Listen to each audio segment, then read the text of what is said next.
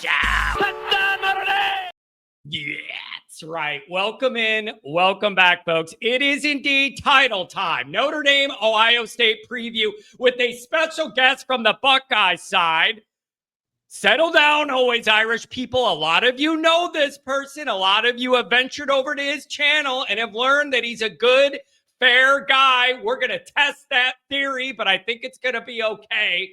Edition of the Always Irish Show. As always, you can find the program on YouTube. Do it. Subscribe if you haven't yet. Appreciate it very much. Give the video a thumbs up. That helps Yanni Boy out as well. Notifications on that way you don't miss nothing. Twitter, search bar Always Irish or at Always Irish Inc. Emails alwaysirishnd@gmail.com. Audio only, anywhere you want it, you can get it. If you don't want to see my face, nobody blames you for that. How do you think I feel every day? Call in lines, they're popping, baby. 312-900-8815. Dial it up. Tell Uncle Johnny all the football you've heard and seen. Notre Dame Fighting Irish brought to you by SI. Read all about it every day. We got something for everybody's taste every single day. Patreon.com/Always Irish. He the former captain. He's the leading tackler. It's Mike Goolsby and myself and Jared Clark breaking it all down. Promo code for championship week. Capital letters. NDNATTY. ND Natty. Get yourself half off for the time being to get through this run. We want as many people in the family as we could get. We're growing. We appreciate everybody that's there. All right. This is it. This is it. It is Notre Dame, Ohio State for the national title. And I know, generally speaking, Notre Dame and Ohio State people do not get along. My guest today, I think, is an exception to that. He's a good guy, a great person I've gotten to know outside of football, a supporter of the brand, a friend. You can find him at the Ohio Pod on Twitter, creator of the College Huddle, Eric Boggs. Welcome to the show, buddy. Well, howdy there, Mr. Kennedy. I'm one of them Southern Ohio rednecks that y'all fear. You know, I like the it. Unsophisticated ones. That's me. How you doing, Mr. Kennedy? I like it. You're so good at it. I don't think you're acting. Well, true story. True story. My great-grandfather from Blaine, Kentucky, grew tobacco for Redman. Really? Dude, that's awesome. Yeah. The hat really is awesome. But I see, Eric, we're leaning into this thing here. Oh, yeah. Eric, I am genuinely surprised.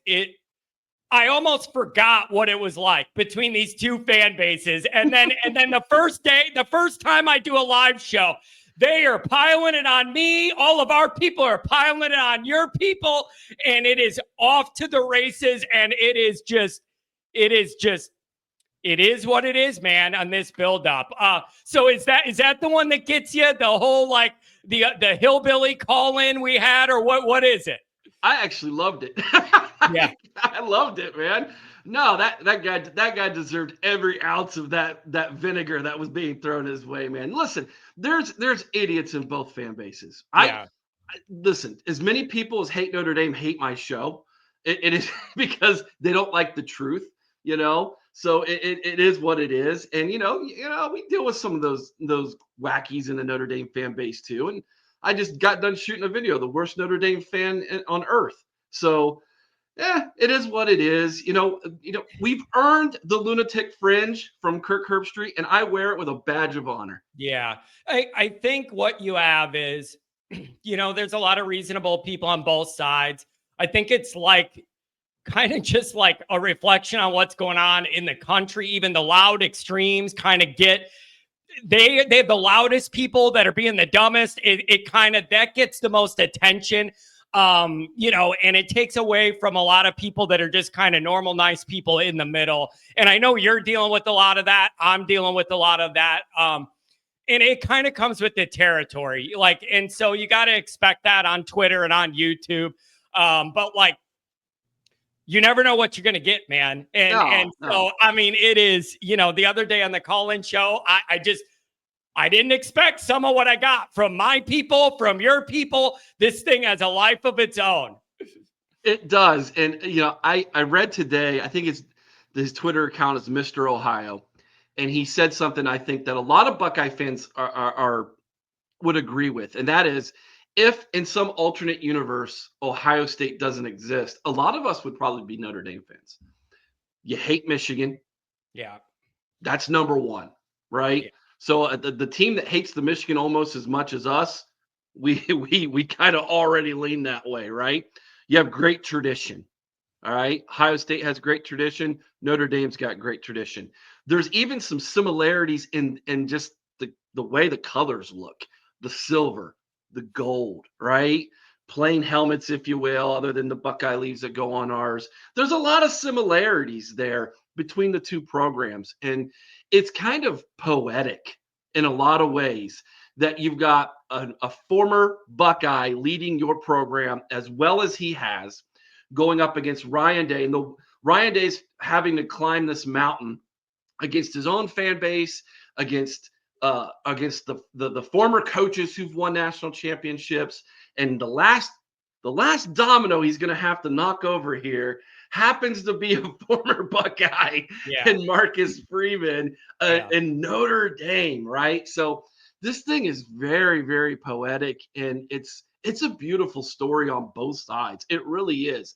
If you can remove your fandom and just look at your opponent's story in a lot of ways, it's really beautiful, you know? So in a lot of ways, I wish the rest of college football could look at this the way we are looking at this and see that this is a great national championship game. In fact, I don't know the last time we've had this good of a national championship game with storied programs, traditional programs, excellent backgrounds with what's going on in those programs. To me, it's beautiful. This is what college football is all about. Yeah, I think there's some pride in the fact that it's two old school traditional brand name helmets of the sport, Northern football, it's none of this SEC stuff. There's some pride there that it's these traditional Northern cold football weather powers, a couple of the biggest helmets in the sport. And the other thing is, no matter which way this game goes, the Michigan people are going to be miserable. So that's kind of a win for either way it goes. They're not going to be happy no matter what. Now, John, I got to ask you a question about that. Does it bother you that some of them are rooting for you guys? No, because I'm so wrapped up in my own world that they're the least of my concerns right now. You know what I'm saying? And I've gotten some of those messages from some people I know that went to Michigan or Michigan from there. And it's like, that's so out of my view right now that it doesn't even register. I just know, when this matchup was probably set, they couldn't have been too happy because most of them are going to be mad either way. Let me start with this. You know me in my life, it's all Notre Dame every day of the year. Notre Dame, Notre Dame, Notre Dame, right? I would like to know from you, because I do view you as a fair arbiter of college football and Notre Dame. And if I didn't, you wouldn't be on this show right now. So I do view you as somebody capable of looking at this fairly. What is your honest assessment of Notre Dame's run this year? I'd love to know what you think about what they've done and how they've done it. So next to Ohio State, I probably pay attention to your program the most because of your show. In all honesty, because I feel like if I'm going to interact with your people, I at least need to have somewhat of an educated opinion. So I end up watching a lot of Notre Dame throughout the season, and outside of whatever the big game is for the week. And Notre Dame, I think, has number one, they are incredibly resilient. Okay. It seems like every single week you had a different offensive line that what you were running out there. You suffer the bad L, and so you have all of the national media piling on. Marcus Freeman, he can't get over the hump. He's going to lose a game that he's not expected to lose every single year. And then it just week after week after week after week, you just kept piling up wins. But you weren't just winning, you were winning convincingly, right? And so people who were paying attention, I think, got an understanding that what was happening was you have an offensive coordinator who is getting every ounce out of his roster. right? You have a defensive coordinator who's finding weaknesses in the opponent every single week and exploiting those. You have a head coach who's leaning on the experiences of his two coordinators and trusting them completely. And then you have a roster who I think as those wins began to pile up started to really believe in themselves. And so you have a team right now that truly is kind of a Cinderella, and that's not to slight you guys at all. That's I think when you take into account what people the narratives around Georgia, Alabama, the narratives around those southern schools, and then you have Notre Dame who hasn't done it in a while, and then all of a sudden it's like okay they're going to get to the playoffs because they ran the table right and you took down USC, that last domino to get there. Now what? You Mhm. know, in comes the upstart Indiana. You should win that one. Well, you won it convincingly. Oh, now we have Georgia, right? That's a different animal. Notre Dame's not going to win that game. They've got to go down to the South. They've got to beat them in their backyard. And the way you beat Georgia, and I was one of those people that was calling for it because I thought Georgia was a very flawed football team and that their weaknesses you would be able to exploit because Notre Dame can win in the trenches. They're just a tougher football team. And to be completely honest with you, that's the thing that concerns me because it's so ironic that the team that Ryan Day is going to have to beat in order to win a national championship is a team that hangs their hat on toughness. Mhm. And that's the one thing that, if you listen to the fans up north, they like to yell at Ryan Day's not tough. His team's not tough. And Yeah. so you have the quintessential Cinderella who's tough, who you now have to take down. So I'm not surprised you're here. I predicted this when we went into the playoffs. I said it would be Ohio State and Notre Dame. That's what I wanted to, because I wanted this, by the way. I was being selfish. Yeah. And here we are, man. Like this is exciting, dude. This isn't something to be like and the one thing I don't like about Ohio State is, there are some fans who are saying, oh, this is going this we already won the national championship. Back up, back up. 2002 happened, guys. We weren't supposed to compete with Miami, right? And we go down there and we win a national championship against Miami, and we were the Cinderella. Roles reversed a little bit here now, right? Yeah. Now Ohio State's the roster with all the NFL talent, and you got this little upstart Notre Dame team all of a sudden who ran the table, who's looking really good, and by the way, knocked off some big dogs on the way here. So this to me is if you just can peel back the whole fandom, scarlet and gray glasses or gold and navy glasses, you're going to see, I think, a really good matchup when you dive into the X's and O's. Yeah. I think what's so interesting about it is, man, you look at this Notre Dame roster, what happened early in the year with Northern Illinois. You look at all the injuries Notre Dame's had, and I'm not using that as an excuse for anything that might happen. It's just a fact. You're down double-digit amount of guys in the two deep that are just catastrophic injuries done for the year. The majority on the defensive line, a half of that is just from the defensive line alone. But you're down about like 10 main contributors, whatever, throughout the course of the year. And you just, as a Notre Dame fan, were wondering, like, when is that other shoe going to drop? Like, you know what I mean? And they got stronger. And they did the rare thing where the next man up, there's no drop off. And they played winning football and seized their opportunity. And then like you said, they just kept winning and kept building confidence and just kept winning. But it's interesting because this is not like Michigan last year where you knew the team was stacked with upperclassmen and that most of the talent was going to leave after it. Like, this is the year you got to do it, whatever. This never had that feel. Like, you were hoping for that, but you lose to Northern Illinois and you're like, okay, everything's on shaky ground here. You lost the credibility from the A&M win, with Northern the next week. And you're sitting there going, what way is this going to go? And what way is the Freeman era leaning? After that Northern Illinois, it's fair to ask all these questions about where is this headed? And they just came together somehow and turned a switch and found resolve. And the next man up kept doing a good job. And it was just, I think Notre Dame people would admit, with all those injuries, an unexpected run through the playoff. Like, you could see him getting there, but to make it through 3 of these games, you keep losing guys. Every one of them, you lose another one. And they just kept winning. And it's been a wild ride to see. I believe most of your people would, if they were honest, would say, and I think even you stated, John, that your expectations were, let's get to the college football playoff. Like, that was the expectations in year 3 of Marcus Freeman, was let's get there. And then when we get there, let's see where we're seated. And if we win a game after that, the rest is, icing. Well, you've exceeded all those expectations. And there's kind of this feeling like, well, there's only one thing left to do. That's to go win the whole darn thing, right? Like, and really both programs are kind of like that, right? Ohio State didn't meet those expectations when they lose to Michigan, when they don't get to a Big Ten championship, but they're in. And then, you take down Tennessee the way you did, and well, now just go win the whole doggone thing, right? You still got one of your goals left.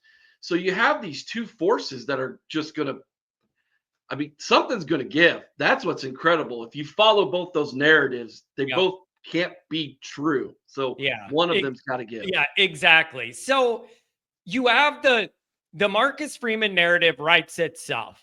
All 10 linebacker, Ohio State guy, totally understands the culture, respects everything about, like, he's an Ohio State guy. 2 tough losses to Ohio State early in his career at Notre Dame. His first game as a head coach with the brand new quarterback at the Horseshoe. Tough one. Notre Dame hung in there, didn't get it done. The nightmare ending last year was just a brutal ending for Notre Dame, offensively, defensively, coaching wise. Awful ending to that game. You guys won it. And now you're in this position where it all comes full circle, and Marcus Freeman gets a third bite at the apple here against Ohio State and his former team. It's a wild narrative to go from, is this guy going to make it at Notre Dame after week 2, to now you're 1 win away from a statue. Like, that is how wild the narrative's been, from, like, is the Freeman era teetering after week 2 to 1 game away from a championship? So that's our story. And it's very self-evident, kind of this evolution. What about from your end, man? I want to know, where are you guys at with Ryan Day? A few weeks ago, all of you people had articles and podcasts, who are we going to hire? Get this bum out of here, whatever. Get this bum out of here. Now you're on this run and you're 1 game away from a championship. If he wins this, is all forgiven and you forgive the Michigan loss because the championship trumps it?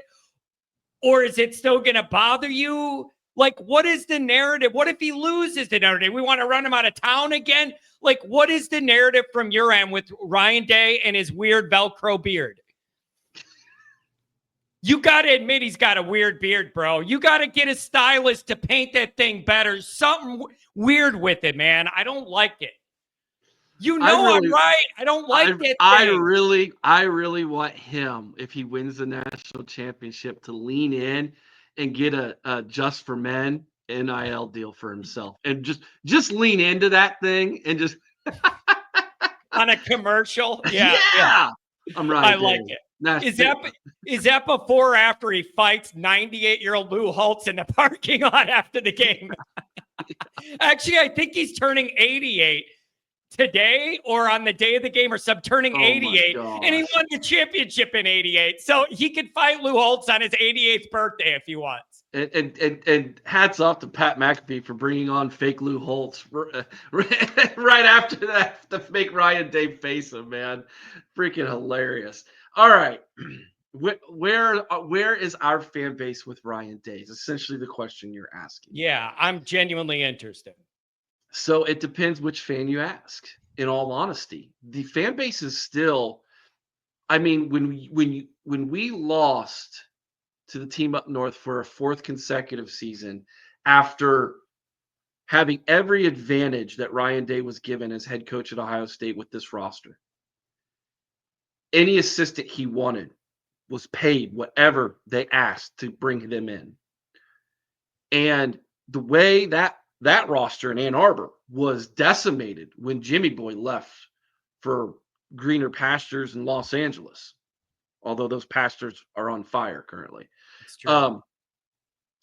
After all those advantages, to still lose the way you did on your home field, I personally, I can answer for myself.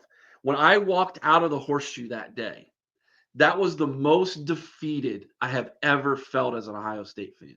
I remember I actually contacted you and I was like, I don't know that I can get on the show. Yeah. I was so dejected. And I was ready to say, fire him. I'm done Yeah. with this. Like, burn it all down. I don't care if we go 6-6 next year and we have to rebuild. Like, I can't take this anymore. This all these advantages and cannot beat the team up north. But when we realized that wasn't going to be the reality, he wasn't going to be fired, right? And you're in the college football playoff. I remember saying, you got to give him the opportunity now, since we're here, to see what he can do. How can he rally this team? And I think there's two things about that took place that I think have changed the minds of a lot of Ohio State fans as we've gone on this playoff run now.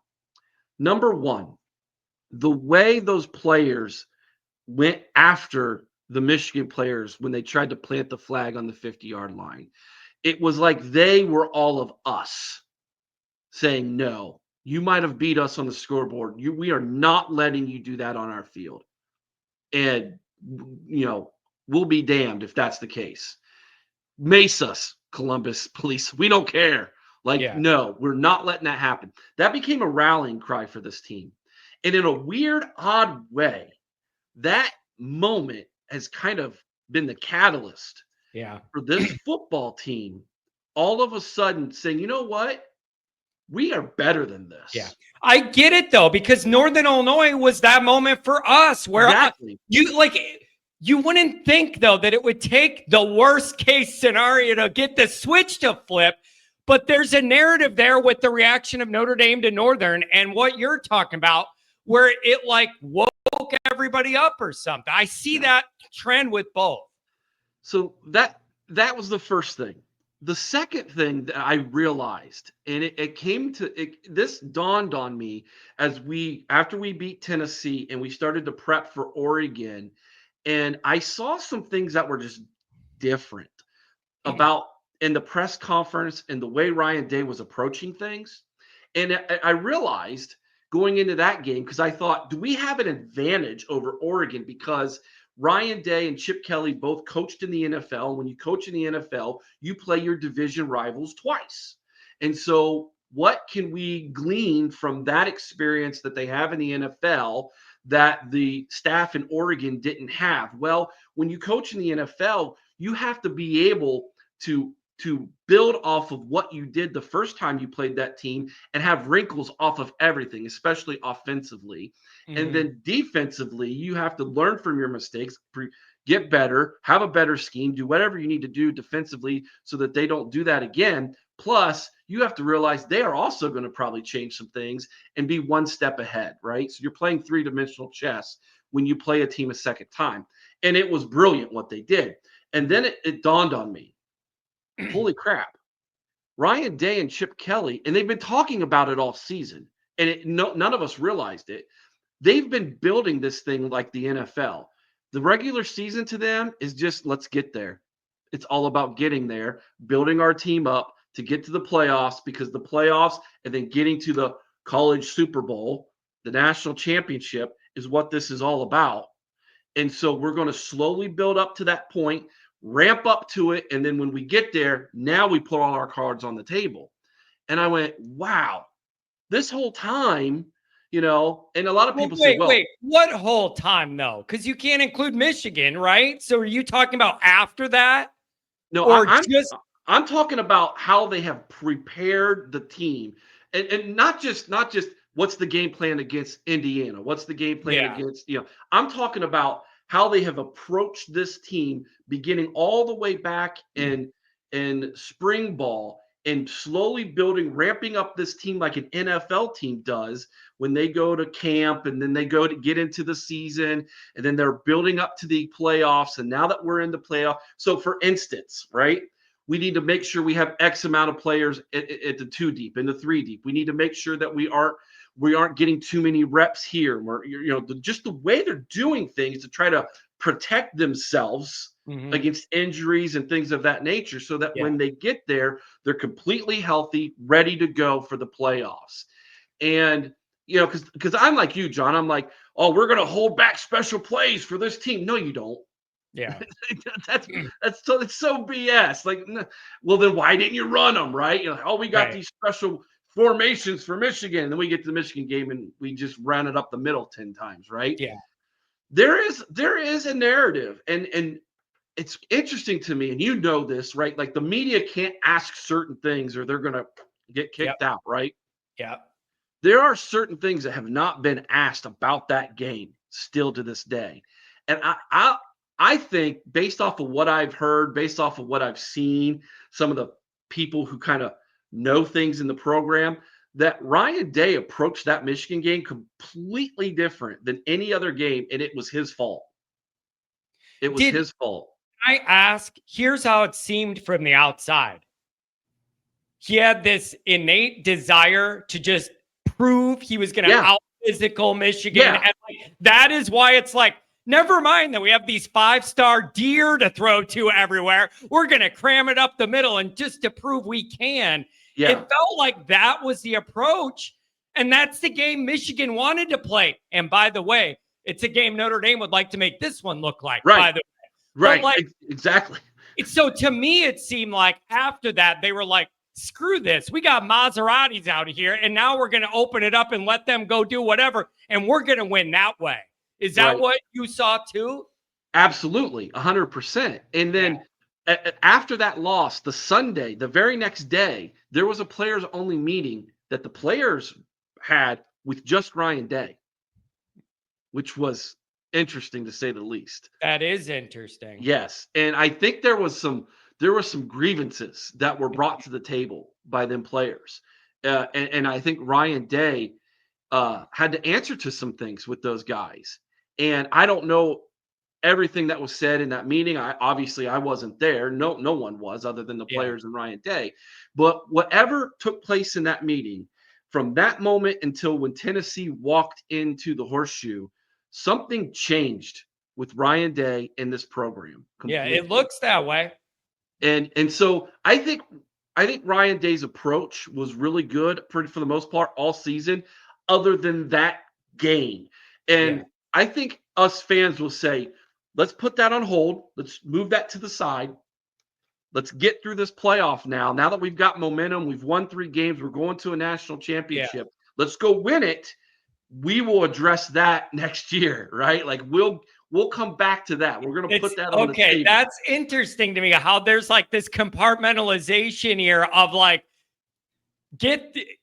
that's interesting how you phrase that of like, we want to get this trophy and everything, and then we'll deal with that. That's a kind of like a separate problem at this point that we will address later, unrelated to this, because you still did enough to put yourself in position to get this. That's interesting to me. So from a fan's perspective, if I'm gauging the pulse of the fan base that I'm in correctly, I feel like you had 50% of people they're going to be like, Ryan Day's our coach. We're going to support him no matter what. It's actually closer to 33%. We actually did a poll that we got a ton of response on. And it was 1/3 of the fan base said, fire him now. This was after the Michigan game. Fire him now. That's like my co-host, Chris Wilds. He was fire him now.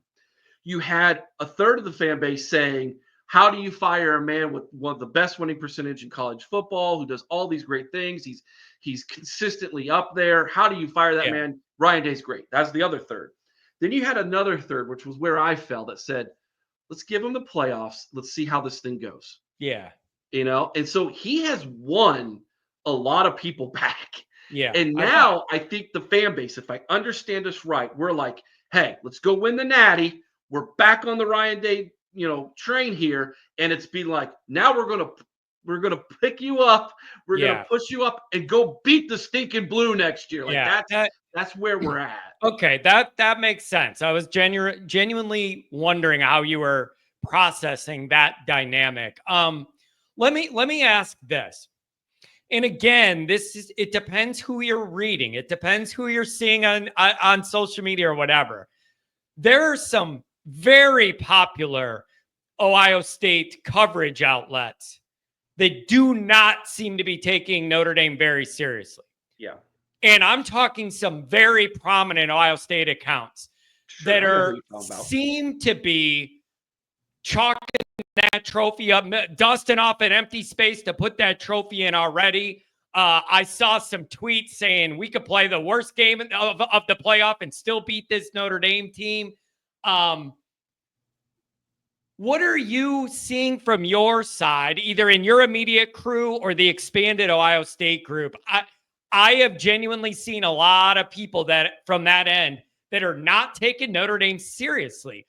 What do you think is the most popular way people are looking and thinking about this Notre Dame matchup? I think a lot of those people they're so confident in what they saw in the last 3 games. And here's why. Okay. I don't necessarily think it's a slight on Notre Dame. I think it's extreme confidence in this team because we were all sold that this is the greatest roster we've had at Ohio State since 2014, 2015. Mm-hmm. This is the best roster money can buy. That's the narrative ESPN was pushing, right? Yeah. Right, $20 million in NIL to bring back all these guys who would have went to the NFL, and then you go out and you get a quarterback because you didn't have one that could lead the team to a national championship in Kyle McCord. And I will die on that hill as long. I don't care what he did in the ACC. He was not a leader. In fact, the only game he showed any leadership was on the last drive in South Bend last year, and he should have thrown an interception, to be completely honest with you, right? And so you go out and you get him. You go back to the portal. You get some running back depth because Travion Henderson couldn't carry all the load, and you wanted him to be healthy going into playoffs. Now we're seeing why that was important. So you go get Quinshon Judkins in the portal. So those are the 2 big portal guys. And then Caleb Downs wants to come to Ohio State. You're not going to turn him down. Like, you're dumb if you do, right? Like, of course, come on, buddy. So those are the 3 big portal guys we got. But it's not like we paid $20 million for those 3. $20 million was spent on those 3, and then bringing back all the guys who could have went to the NFL: Jack Sawyer, JT Tumulau, Emeka Egbuka, Travion Henderson, Donovan Jackson. Can I ask something about that? Sure. Do you think that if anybody else other than Michigan would have won it all last year, some of those guys would have left? Oh, yeah, absolutely. Because they flat out said it. Our goal is to come back and beat Michigan. We haven't beat Michigan, which is why that loss was so devastating. Yeah. I mean, anytime you lose to your rival like that, who you hate, it's devastating, especially to us fans. But imagine how devastating it was to those players who had never beaten them. Yeah. Ooh. And I mean,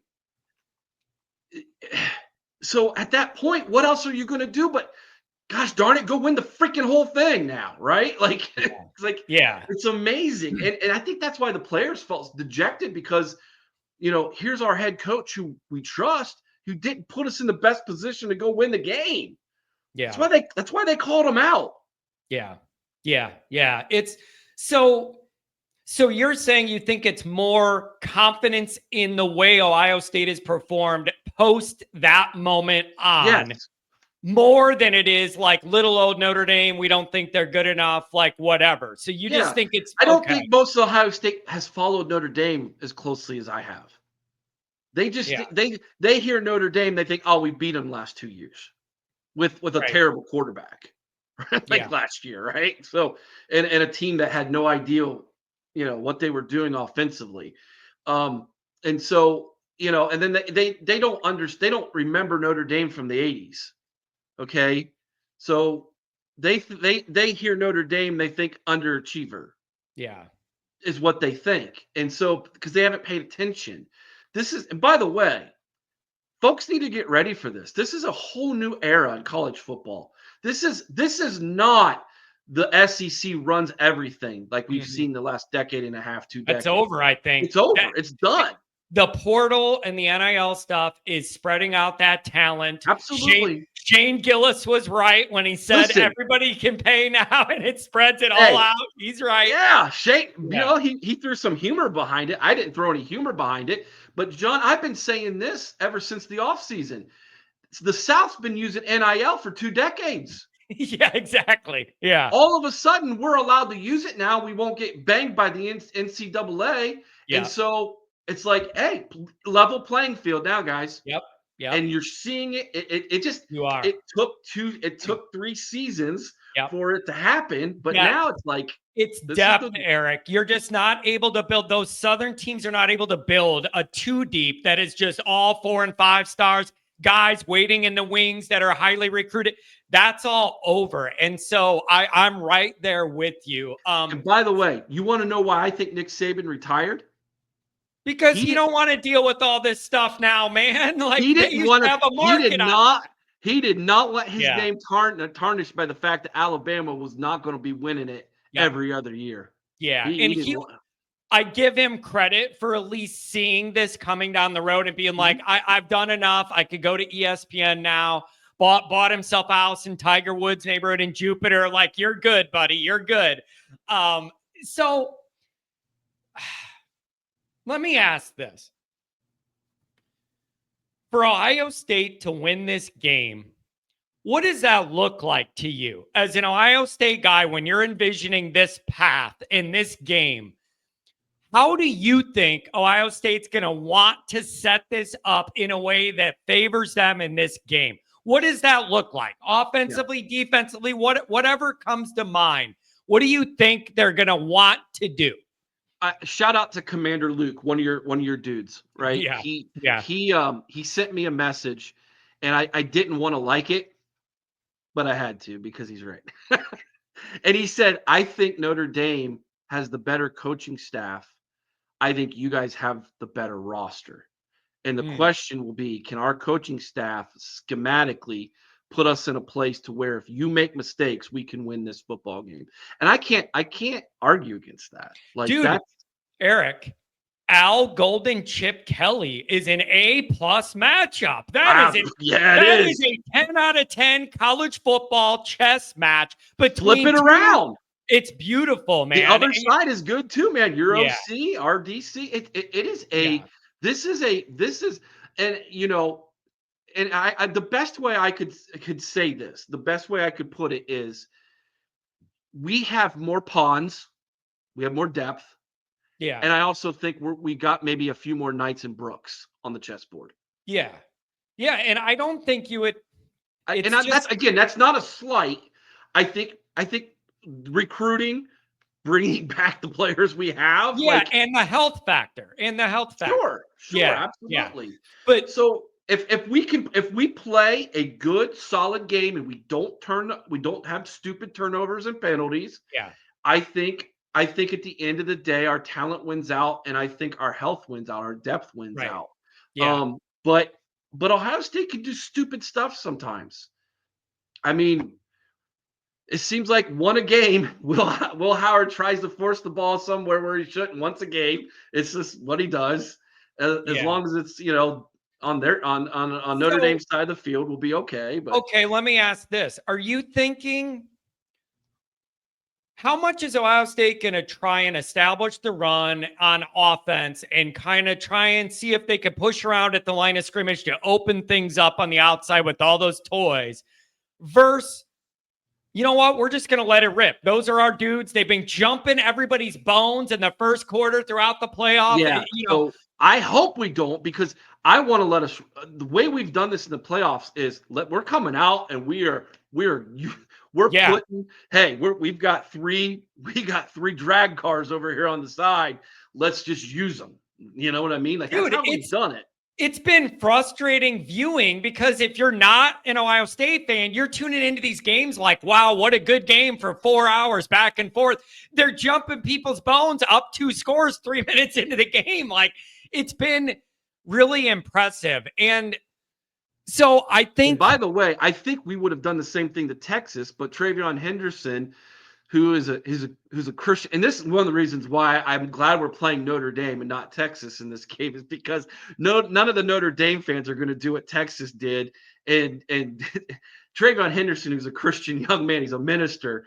Whatever that Texas player said to him to cause him to pop him in the face, yeah, that had to be some big time satanic stuff, is what I'm yeah, thinking.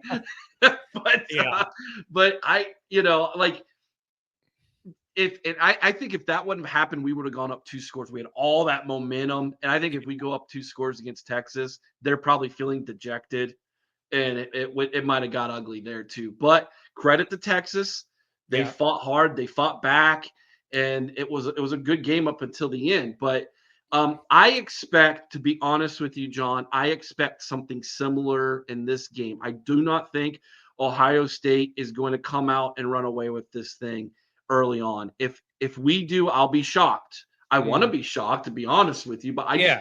I just don't think that's going to happen. I think you guys are too disciplined. You're too well coached. You're not going to shoot yourselves in the foot. I think that Notre, and look at how the last 2 games have gone. Ohio State's had better talent the last 2 games. They've not been blownouts. Yeah.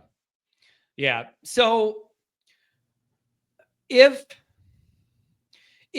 if there's anything you're worried about, like maybe something on offense, something on defense, like if things were to go wrong for you guys, what do you think that looks like? In my mind, the best case scenario for Notre Dame is to try and turn this into the Michigan game, where it's you keep the score lower, right? So it ain't a track meet with you guys running all over, and then Notre Dame's down early and they're not built to really throw their way back in, all that stuff. Like the game plan for us is the more muddied up this gets and looks more like a fist fight like the Michigan game, that's what Notre Dame wants. Drag that baby out with a close game late. Anything could happen.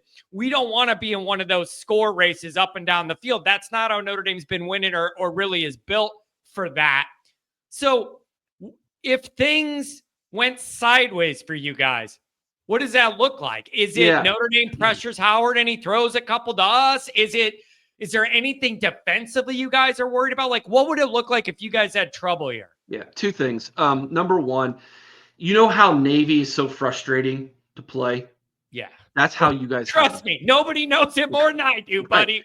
Right. It's my least favorite Notre Dame game every single year because of the style of play. I respect the history and what they do, but the style of play makes it a tough watch for me. I don't enjoy it. Right. So you have to and not that you're going to be running the triple option. That's not what I mean. But what I mean Yeah. is possessing the ball, taking your time, making the game shorter. Yep. If you can do those things, so being very efficient on getting to third and short, staying ahead Yeah. of the chains, not having bad first downs or bad second downs. You do not want to play this. You do not want to play Ohio State at third and long. That's Yeah. not the formula for you guys. Yeah. You want to keep it third and shorts, and you want to be successful on third down. And speaking of your offense, the thing that is worrying me is Leonard's legs. Yeah. If there has been one thing this season this defense has not done great, is there have been some quarterbacks who've used their legs to keep things alive on us. Yeah. And see, Now, Penn State did a way better job than Georgia did. Penn State was fast. They had somebody right on him. Georgia did not do a good job at that. His legs are going to have to, at least the threat of his legs, I'll say, has got to be a big part of our plan. yeah. So that's that on the offensive side. Now, defensively for you guys, I would say if you try to cover Jeremiah Smith one-on-one, that is recipe for disaster. Yeah. He's the best wide receiver I've seen with my own 2 eyes. And this is including Marvin Harrison Jr. Yeah. That I've seen maybe since David Boston. So Texas did a pretty good job on him, though, They didn't did. they? They did. Because they applied a lot of extra resources to box him in, right? Right. Well, what Texas did was they dared Ohio State to take all the underneath stuff. Yeah. We are not going to let you take Yep. Jeremiah and let him. And so, Yeah. and we didn't do a good enough job, I think, of moving Jeremiah Smith around and creating some more mismatches with him. Mm-hmm. Hopefully, we do. Hopefully, we'll bring him in motion. We'll put him in the slot. Shoot, I don't care. Line him up in the backfield. Let him run a wheel route. Like he's too much of a weapon to not utilize if indeed that's exactly what you guys are going to do. But I know you guys play a lot of man. And so asking a defensive coordinator to completely change what he does is kind of, hey, I know you're right-handed, but I want you to shoot this free throw left-handed. It's not. Yeah. So I think he's got to be creative.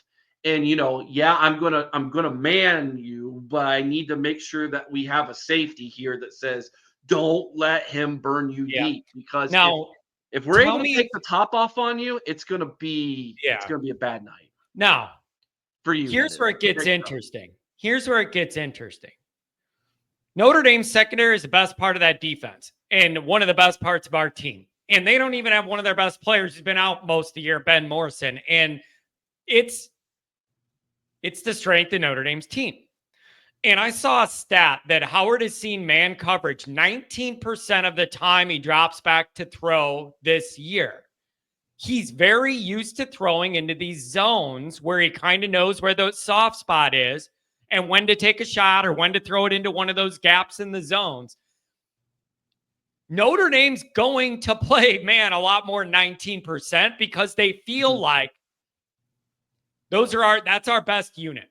Yeah, so I mean it's the game in the game, John. That's the game within the game right there. Yeah. So, but how do you think Howard is going to react to that? Like, I see a scenario where if Notre Dame chooses to do the man, it's not going to be all the time, but if they're in man a lot of the time, it could be you could get totally burned, or maybe you could make Howard see things he's not used to seeing. He's used to these open zones because he's used to playing Big Ten teams that don't have the dudes Notre Dame has to play man. And there's all these soft spots in his zone. He knows where the guy is, throw it there, whatever. That is, like you said, a game inside the game where it's either going to be we get burned over the top a few times, or God forbid Notre Dame catches a couple of those balls. That is a big, big part of this game. Notre Dame trusts those guys back there. Yeah, it is. It's something to definitely keep your eye on if you're into the X's and O's of football. The thing about Will Howard that look, I'm not going to sit here and tell you Will Howard is the greatest quarterback to come through Ohio State. We just got done watching Dwayne Haskins Jr. Yeah. We got done watching CJ Stroud, right? Yeah. I mean, we've had some guys who can absolutely sling the football, Yeah. Will Howard's none of those guys. But here's what Will Howard is. The dude is a gamer. He has got a huge heart. He's a leader of men. He commands that huddle. He knows how to manage a football team, manage a game. He's got a lot of experience, and he's not afraid to tuck it and run. And so I have confidence that Will Howard can make the adjustments that he needs to make inside the game, more so than a young quarterback here. It's like if Will Howard got knocked out against Texas and we were going to a backup quarterback here, I would go, we are in trouble. We have nobody with experience, like to win us this football game. So that's the other thing too. You guys want to win the game, you got to knock out Will Howard. And which is one of the reasons why I think we struggled against Michigan. They knocked him into to where he was concussed. Let's just call it like it is. I don't think that guy came out of that tent when he took that shot and was right in the head the rest of that game. That's another reason why I think Ryan Day went super soft in that game offensively. But not that you should advocate to injuring somebody, but this is football and this is a physical game. And so that's always a possibility.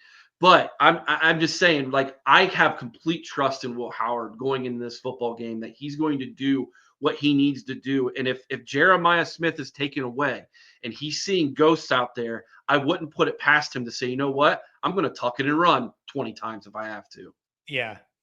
Yeah, man, it's just there's so many game matchups here that are so intriguing, and the coaches on coaches in a lot of these units, and it's just from Notre Dame's end, man, they want to muck this thing up, Well, yeah.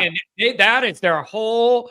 We got to find a way to not let you guys just freely do what you want to do and throw that ball all over, and it's just kind of the more we muddy it up Michigan style, the better I like Notre Dame's chances. It's just a matter of, can you do it one more time, right? That's the Right. Notre Dame thing, because we've been making this run in such a different way than it feels you guys have. And it's just like, injury. You already felt like the wide receiver room wasn't good enough, even without any injury. Like, you never felt like it was a complete put together Notre Dame team.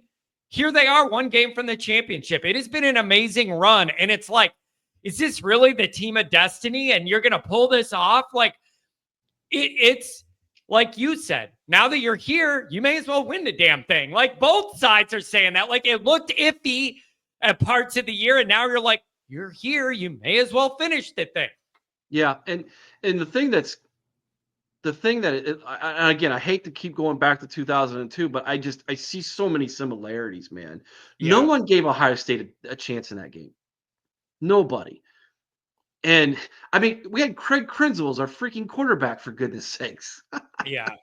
Come on, right? And we're going up against Kid Dorsey and this NFL team. Well, here's the thing. Imagine if that Miami team lost inexplicably to Florida State that year or whatever, right? And there's a playoff now with a second chance opportunity.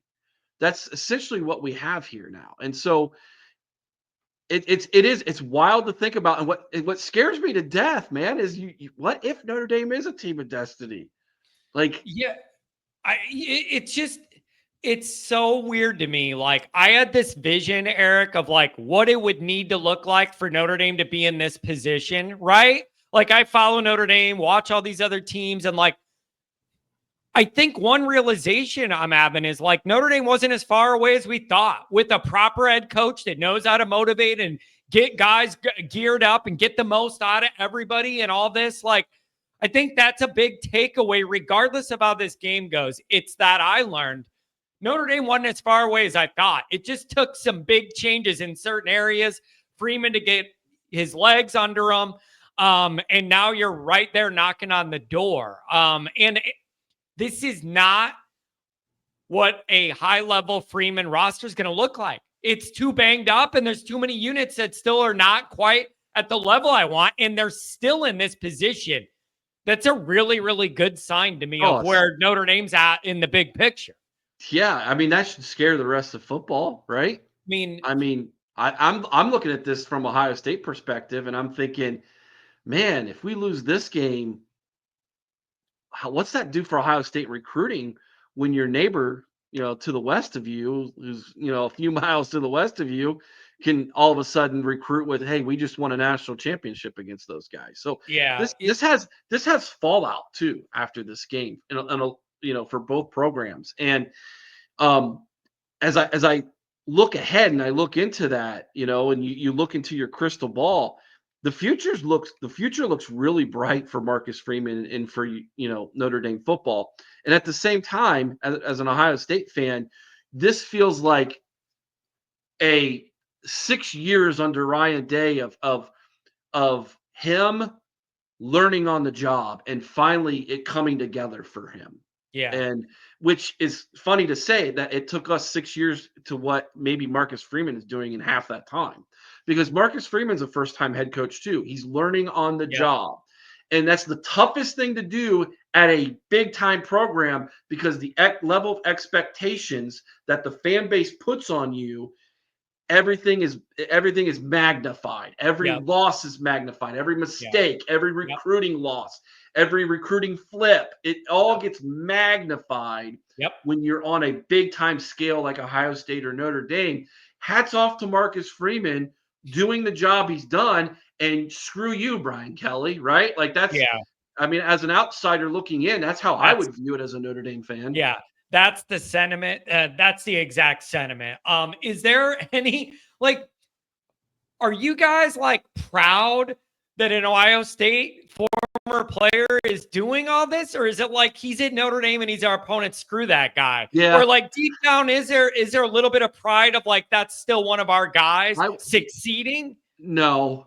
Yeah, No. and I mean that's understandable. That's I fair. That's mean, why I'm asking. Yeah. the arrogant Buckeye would be like, thanks for prepping our future coach for us. Maybe I don't think that's the case. Yeah. I don't think Marcus Freeman will ever coach at Ohio State. If you ask me, Well, if you're listening to the internet, he's going to be coaching the Bears in a week. It's like, yeah, right. Dude, I'm like, back off, my guy. Don't wish that lifelong failure on that guy. Did he convert the Catholicism too and stuff? Like, yeah, he did. Dude, that's going all in, man. Yeah, he really did. That should be like if I'm a Notre Dame fan and I see that, like that means this guy is fully invested in the culture of what it means to be a Golden Domer. Eric, let me tell you, man, I'm the vibes guy. I'm the Notre Dame vibes guy. That's my thing. Freeman has changed the entire energy around the program, man. It was stuffy. It was stale. There was no electricity. Kelly was turning people off, the way he was towards the end. Like, even though the program is in pretty good shape, there was no energy. There was no buzz. There was no next level. None of that stuff. Like, Freeman really has brought that. And it's been rocky, but now everybody's obviously behind him after this run. So I don't know, man. This is going to be an interesting night. Do you have, as we wrap up here, anything else you want to bring up and then maybe a prediction for the game? Yeah, sure. I was on a Georgia podcast the other day. They were previewing the national championship. Man, that was solemn. I bet. And he asked me for my prediction, and I had to. I really wasn't ready to give it yet, but I gave it. And the more I've thought about it today after giving that prediction, I think I'm going to settle on the score that I gave him because I think it actually feels right. But that being said, I do not want to lose this game. I want to win this game. I actually want to win it big because who wouldn't as as a fan of your team? I think you can understand that.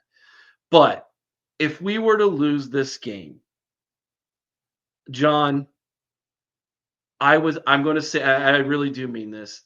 I will be happy for you because I know how much this means to you. You have poured your life into this fandom, and all the naysayers, all the trolls, all of that.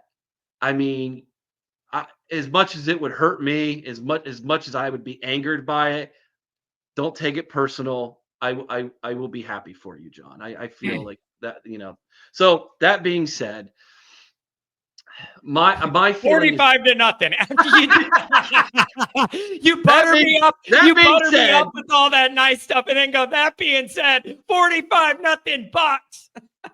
Buckeyes by a billion, baby. That's good. No, I think Ohio State wins this game 28-17. Man, that's interesting. That's interesting. You know what I came up with? What'd you do? 28-27 Notre Dame, man. Listen to you. Yeah, I'm right there. I will tell you right now, there's no way in heck it'll be 27. We can't kick, dude. No. Man, we bad at kicking. So were we for most of the year. We had the lowest field goal percentage in the whole country until like the postseason. Our kicker got healthy and now he's clutch. Here's what I'm saying. This is what's been keep reoccurring in my stupid brain, whatever's left of it. On paper, Ohio State should probably win this game when you look at the health, the run through the playoff and just like star talent and recruiting and all that. I think Ohio State should probably win the game.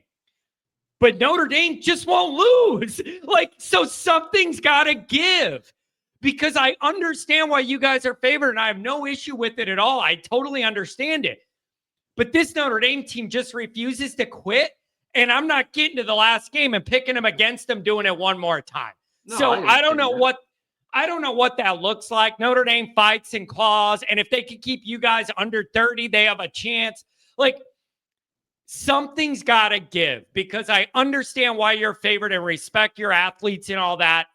But this Notre Dame team is different. It is special. What they've done is special. And I just don't have it in me to pick against them in the last game after what they've done. They've earned the belief in me to at least say, you're going to be in it in the fourth quarter, chance to win a championship.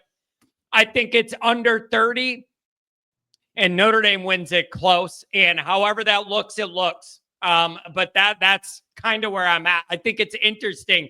We're in the same ballpark with the winning number. Well, dang it there, Mr. Kennedy. If that's true, fire Ryan Day.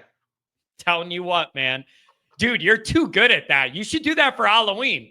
I like that. Halloween, I do this every day when I'm driving my truck down I-71. Oh, man. Dude, I that Always Irish, that funny Irish guy from Chicago.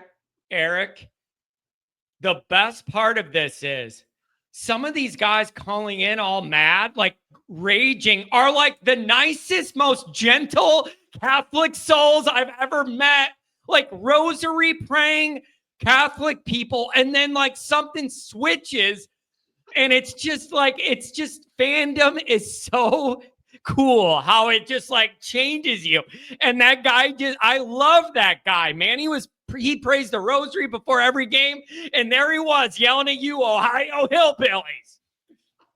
Hey, quick shout out, by the way, to everybody who's in your chat, John. Thank you so much for your prayers for my niece, Gracelyn Dutton, who has spina bifida. She had a really bad surgery and had an open wound, had basically a flesh-eating disease, and it was going to take her life. And God intervened, dude, and she's made a full recovery. She's still recovering. She's bedridden currently, but she's home.